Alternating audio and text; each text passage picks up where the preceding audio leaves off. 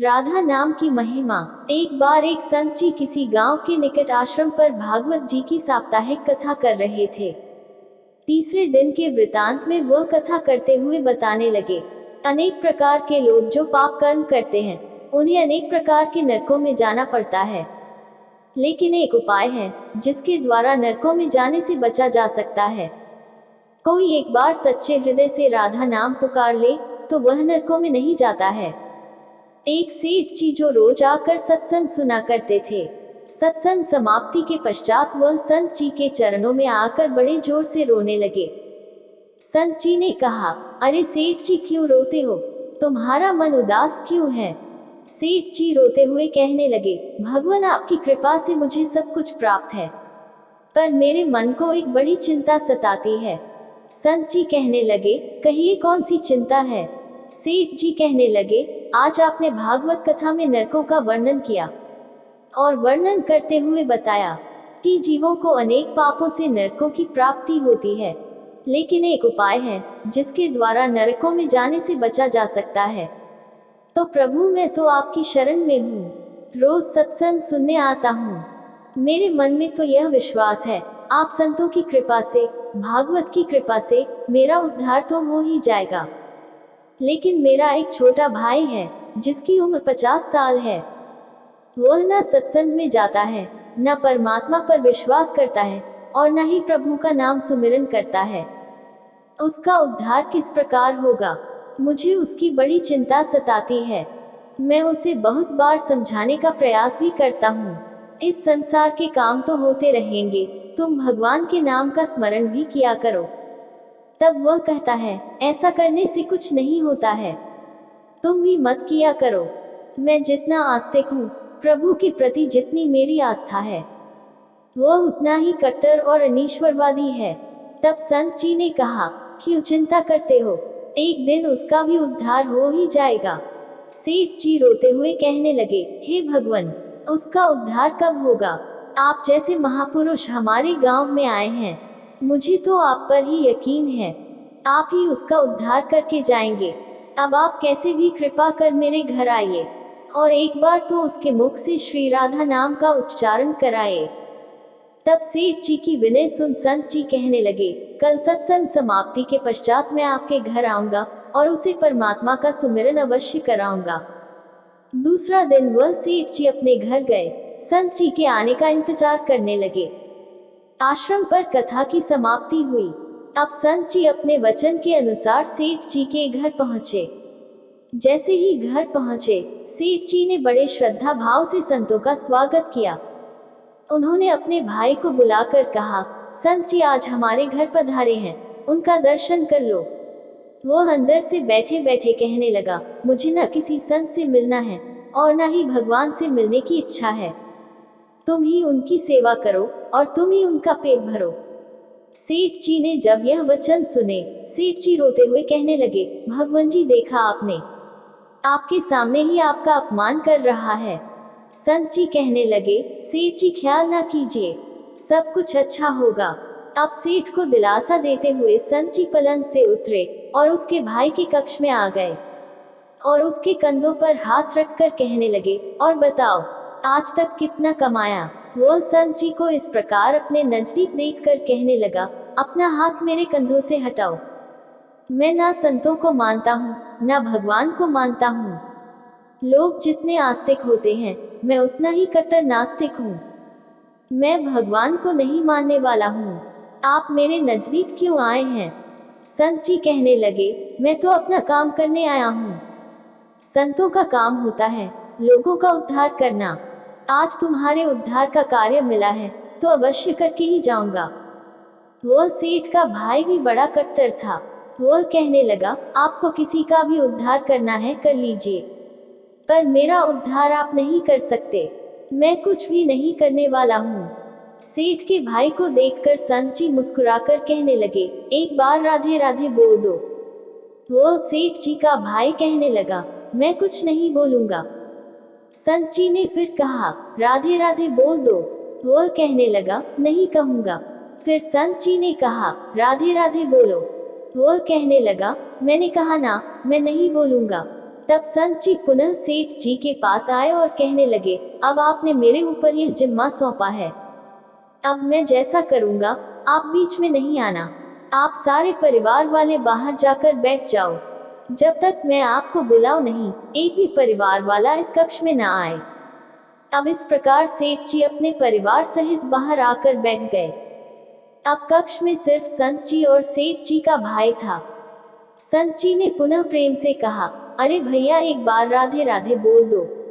वह कहने लगा, मैंने आपसे मना किया ना, मैं नहीं कहता हूँ, ना भगवान को मानता हूँ, ना भगवान की बातें मानता हूँ, मैं कट्टर नास्तिक हूँ। संत जी पुनः उसे प्रेम से हंसते हुए कहने लगे, जितने तुम कट्टर नास्तिक हो, मैं उतना ही आस्तिक हूँ। मैंने अगर निश्चय कर लिया है, तुम्हारे मुख से राधा नाम सुनकर ही जाऊंगा, और पक्का समझ लेना कि तुम्हारे मुख से राधा का नाम निकलेगा ही। वह कहने लगा, आप कितना भी प्रयास कर लो, मैं एक बार भी नाम नहीं लेने वाला हूँ। अब संत महापुरुष होते तो बड़े दयालु हैं, पर लीला मात्र उन्होंने क्या किया, उस सेठ के भाई का हाथ पकड़ा और हाथ पकड़कर जोर से घुमाने लगे। अब वह सेठ ठहरा 50 साल का, वृद्ध अवस्था थी।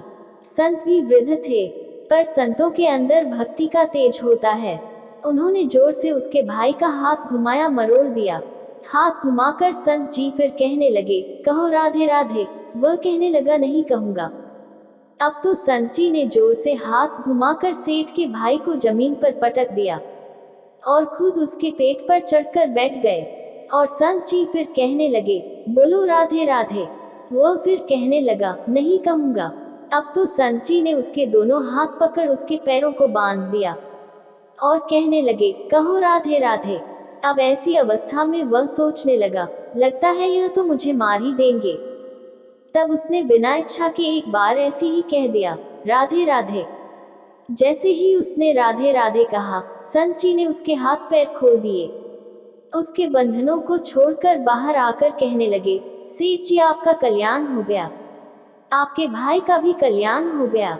सेठ जी कहने लगे, अंदर से बहुत तेज आवाजें आ रही थी। तब संत कहने लगे, आपने काम ही ऐसा दिया था, आपने कहा वह नास्तिक हैं, कभी कुछ बोलता ही नहीं है। आज आपके भाई ने राधे राधे का नाम उच्चारण कर लिया है, इसका कल्याण हो गया। अब मैं जा रहा हूँ, कल से पुनः मेरी कथा है। अब संत जी तो अपने स्थान पर लौट आए। सेठ का भाई जमीन से उठकर अपने भाई से कहने लगा, यह कैसे संत है, मुझसे झगड़ा करने आ गए, मेरे ऊपर चढ़कर बैठ गए और कहने लगे, अगर राधे राधे का नाम उच्चारण नहीं करोगे तो मैं तुम्हारे ऊपर ऐसे ही बैठे रहूंगा। अब उसकी बातें सुन सेठ जी तो हंसने लगे। वो हंसते हुए मन से भगवान को धन्यवाद देते हुए कहने लगे, हे प्रभु, आपके संत भी बड़े दयालु हैं, खुद कष्ट सहकर भी लोगों का कल्याण करते हैं। समय व्यतीत होता गया, मुश्किल से 5-6 महीने गुजरे होंगे। अचानक एक दिन छोटे भाई का देहांत हो गया। शरीर समाप्ति के पश्चात आत्मा शरीर से अलग हो जाती है। वह आत्मा ही ऊपर यमराज के पास जाकर सारे हिसाब किताब देती है। अब इस व्यक्ति का हिसाब किताब खोला गया। यमराज ने चित्रगुप्त से कहा, जो आज इंसान हमारे पास लाया गया है, इसका हिसाब क्या है। चित्रगुप्त कर्मों का हिसाब देखकर बताने लगा, हे भगवान, इसने अपने जीवन में कभी परमात्मा का नाम सुमिरन नहीं किया है, सदा पाप ही पाप किए हैं, इसे तो सीधे नरक भेज दिया जाए। अब यमराज के आदेश अनुसार जैसे ही उसे नरक भेजा जा रहा था, तभी चित्रगुप्त ने कहा, भगवान एक बात और है। यमराज जी ने कहा, कौन सी बात। चित्रगुप्त ने कहा, भगवान एक बार संतों के कहने पर इसने राधा नाम का उच्चारण किया था। अब एक बार राधा नाम का उच्चारण। यमराज ने दूतों से कहा, थोड़ी देर रुक जाए, इसका हिसाब किया जाएगा, इसके बाद ही इसे नरक में भेजा जाएगा।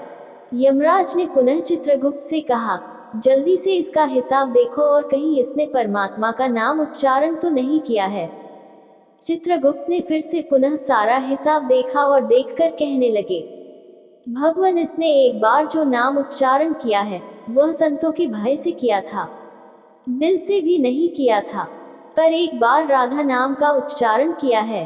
अब यमराज जी विचार करने लगे कि अब एक बार राधा नाम का उच्चारण और सारा जीवन पाप में, अब क्या किया जाए। तब यमराज ने उसी इंसान से पूछा, एक बात बताओ, हम तुम्हें पहले राधा नाम उच्चारण का फल दे या तुम्हें नरकों में भेज दिया जाए। तब वह भक्त हाथ जोड़कर कहने लगा, भगवान, नरक में तो जाना ही है, इससे अच्छा है आप मुझे एक बार राधा नाम उच्चारण का फल दे दो, फिर मुझे जहाँ चाहो भेज देना। अभी यमराज जी अपनी पुस्तक खोलकर देखने लगे कि एक बार राधा नाम उच्चारण का फल क्या है। उन्होंने सारी पुस्तकें खोल दी, पर उन्हें कहीं फल दिखाई नहीं दिया। तब विचार करने लगे, एक बार राधा नाम उच्चारण का फल तो मुझे पता ही नहीं है। तब वह अपनी शंका का निवारण करने के लिए उस भक्त को अपने साथ लेकर स्वर्ग लोक में आ गए। स्वर्ग में आकर यमराज ने इंद्रदेव से कहा, हे इंद्रदेव, मुझे बताएं एक बार राधा नाम उच्चारण करने का क्या फल है। तब इंद्रदेव ने बहुत प्रयास किया, पर उन्हें भी इसका फल पता नहीं चला। तब वह सब देवता मिलकर ब्रह्मदेव के पास आए। ब्रह्मदेव ने जब उन सब को देखा, तब ब्रह्मदेव उनसे पूछने लगे, यह आपके साथ इंसान कौन है। तब इंद्रदेव कहने लगे, भगवान, इसने एक बार राधा नाम का उच्चारण किया है, बाकी सारा जीवन इसने पाप किया है। हमें तो पता नहीं राधा नाम उच्चारण का फल क्या है, इसलिए हम आपके पास आए हैं।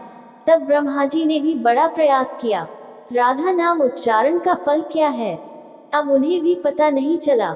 तब वहां ब्रह्मदेव कहने लगे, हम सब मिलकर इसे अपने साथ लेकर भगवान शंकर जी के पास चलते हैं। तब वह भगवान शंकर जी के पास पहुंचे। भगवान शंकर जी से प्रार्थना कर कहने लगे, हे महादेव, इस इंसान ने सारा जीवन पाप किया है, बस एक बार संतों के कहने पर राधा नाम का उच्चारण किया है। अब आप बताएं, एक बार राधा नाम उच्चारण का क्या फल मिलता है। तब महादेव जी ने बड़ा प्रयास किया, पर वह भी राधा नाम की महिमा को बता नहीं सके। तब शंकर जी कहने लगे, अब हमें भगवान श्री कृष्ण के पास चलना पड़ेगा, क्योंकि वही राधा तथ्य को जानते हैं। ऐसा सोचकर सब देवी देवता भगवान शंकर के साथ मिलकर उस इंसान की आत्मा को लेकर भगवान श्री कृष्ण के गोलोक धाम में पहुंचे। गोलोक धाम में भगवान श्री कृष्ण राधा जी के साथ अपने आसन पर विराजमान थे। भगवान श्री कृष्ण ने सब देवी देवताओं का सम्मान किया और उनसे पूछा, आज अचानक से आने का कारण क्या है। तब भगवान शंकर हाथ जोड़कर कहने लगे, हे भगवान, यह इंसान इसे धरती से लाया गया है, इसने अपने जीवन में अनेक पाप किए हैं, पर एक बार राधा नाम का उच्चारण किया था। यमराज जी पता न कर सके कि एक बार राधा नाम उच्चारण का फल क्या है। तब वह इसकी जानकारी लेने के लिए इसके साथ इंद्र जी के पास स्वर्ग में आए थे। फिर स्वर्ग से होते हुए ब्रह्मलोक आए, फिर ब्रह्मलोक से होते हुए यह मेरे पास पहुंचे। अब मैं इन सबको अपने साथ ले आपके पास लेकर आया हूँ। अब आप बताइए, एक बार राधा नाम उच्चारण का क्या फल हो सकता है। जब इस प्रकार बातें चल रही थी, तब श्री कृष्ण के पास बैठी राधा रानी बड़े जोर से हंसने लगी। तब श्री कृष्ण ने कहा, हे राधिका, क्यों हंसती हो। तब राधिका कहने लगे, हे भगवान, यह अभी तक राधा नाम का महत्व समझ नहीं सके हैं। तब भगवान शंकर जी कहने लगे, हे महारानी, राधिका के नाम का क्या असर है, आप हमें बताएं ना। तब राधिका जी कहने लगे, हे महादेव, आप खुद सोचिए, इस व्यक्ति ने एक बार राधा का नाम जपा, वह एक बार राधिका के नाम जपने से स्वर्गलोक की सैर करके आया, ब्रह्मदेव का ब्रह्मलोक में दर्शन करके आया, आपके महादेव लोक में आपका इसने दर्शन किया है। आज एक बार उच्चारण के प्रभाव से यह आप सबको साथ लेकर हमारे गोलोक धाम में आया है, मेरे दर्शन और श्री कृष्ण का पूजन कर रहा है। इससे अधिक राधा नाम का और फल क्या हो सकता है। जब राधिका जी ने इस प्रकार एक बार राधा नाम का पूरा महत्व बताया, तो यमराज कहने लगे, यह तो बड़ा अनंत फल है। जो व्यक्ति नरकों में जाने वाला था, वह एक बार उच्चारण से सब लोगों की यात्रा कर भगवान श्री कृष्ण और राधा रानी के चरणों में उपस्थित हो गया है। इससे अधिक फल और क्या हो सकता है। तभी भीड़ से यमराज कहने लगे, भगवान, क्या आप इसे नरकों में जाने की आवश्यकता नहीं है? तब श्री कृष्ण जी कहने लगे, हे धर्मराज, जिसने एक बार राधा रानी के चरणों का दर्शन कर लिया हो, वह तो कभी नर्क में जा ही नहीं सकता है। तब वह भक्त जो वहां पर राधा रानी के दर्शन कर रहा था, वह कहने लगा, हे महारानी, मैंने तो संतों के भय में आकर आपका राधा नाम उच्चारण किया था, पर जो सच्चे हृदय से आपके नाम का उच्चारण करते हैं, उन्हें तो जीवन में कोई भय होगा ही नहीं। वह तो नरकों की यात्रा में कभी निकलेंगे ही नहीं, वह तो सीधा आपके चरणों में ही समा जाएंगे। तो इतना महत्व है एक बार राधा नाम के उच्चारण का। तो सच्चे हृदय से जो एक बार इस प्रकार कह दे, राधे राधे श्याम मिला दे, तो राधा नाम का उच्चारण करते ही परमात्मा का साक्षात दर्शन हो जाता है। जय श्री राधे।